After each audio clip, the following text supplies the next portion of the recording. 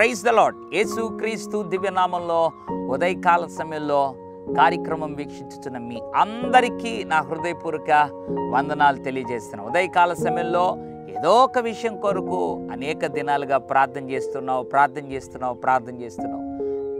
చేస్తున్నప్పుడల్లా కూడా నీ జీవితంలో ప్రారంభంలో ఉన్నటువంటి విశ్వాసం సన్నగిల్లిపోతా వచ్చిందేమో. అవును, దేవుడు జవాబు ఇవ్వటం లేదే, దేవుడు ఇంతకీ వింటున్నాడా లేదా? ఈ సందేహంలో సాతాను కూడా ప్రవేశించి ఏం చేస్తావు ఇంకా ప్రార్థన? అప్పుడే చెప్పాను కదా, ప్రార్థన చేస్తే దేవుడు వినుడు, నీ జీవితంలో అద్భుతాలు జరగడని, అద్భుతాలు చేయడని, అద్భుతాలు జరిగించడని అనేక అబద్ధాలు వాడు మాట్లాడుతూ ఉంటాడు. అయితే నువ్వు ఎట్టి పరిస్థితుల్లో కూడా సాతానుకు స్థలం ఇవ్వకూడదు, ఎందుకంటే వాడు అబద్ధికుడు. దేవుని బిడ్డలారా, ప్రార్థన చేస్తూ ఉన్నప్పుడు దేవుడు జవాబు ఇవ్వకపోయినా దేవుడు ప్రార్థన విననట్టయితే కానే కాదు. ఎందుకంటే దేవుడు ప్రార్థన ఆలకించువాడు.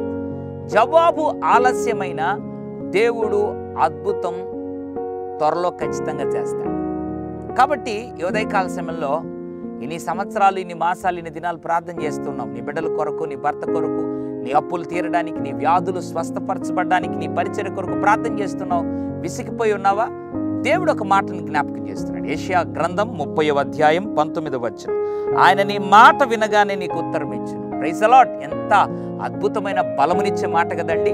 ఆయనంట మాట వినగానే ఉత్తరం ఇస్తాడంట. ఇన్ని సంవత్సరాలు ప్రార్థన చేసి ఆమేనని తర్వాత కూడా నీకు జవాబు రాలేదు. అయితే దేవుడు అంటున్నాడు, ఇక మీదట బిడ్డ నీ మాట నాకు వినబడగానే నేను ఉత్తరం ఇస్తాను. ఎంత ఆశీర్వాదకరమైనటువంటి వాగ్దానం. అవును, నమ్ము. ఇక మీదట ప్రార్థన ప్రారంభించగానే దేవుడు దానియేలుకి ఇచ్చినట్లుగా నీకు జవాబు ఇవ్వబోతున్నాడు. నీ బిడ్డల విషయం ప్రార్థన చేయి, నీ భర్త విషయం ప్రార్థన చేయి, నీ పరిచర్య నిమిత్తం ప్రార్థన చేయి, నీ ఇరుగు పొరుగు వారి రక్షణ నిమిత్తం ప్రార్థన చేయి. ఇక మీదట నీవు మోకరించి ప్రార్థన ప్రారంభించగానే, మాట దేవుని చెవిని పడగానే దేవుడు నీకు ఉత్తరం ఇవ్వబోతున్నాడు. నమ్మి ఈ అద్భుతమైనటువంటి అనుభవాన్ని స్వతంత్రించుకోవడానికి దేవుడు కృప చూపుడుగాక. పరిశుద్ధుడా, ప్రేమగల తండ్రి, నీకు వందనాలు. ఆయన నీ మాట వినగానే నీకు ఉత్తరం ఇచ్చున్నాను. ఎంతమంది అయితే ప్రార్థనలో నీరసిల్లిపోయి సోలిపోయి ఉన్నారో వారిని దయతో ప్రభువా క్షమించి బలము దయచేసి మా అందరి జీవితాల్లో మళ్ళీ ప్రార్థన ఆత్మను అధికము చేసి మా మాట వినగానే మాకు ఉత్తరం ఇస్తానన్నావు. అట్లా ఉత్తరం ఇచ్చి నడిపించమని యేసు నామములో ప్రార్థిస్తున్నాము తండ్రి. ఆమెన్.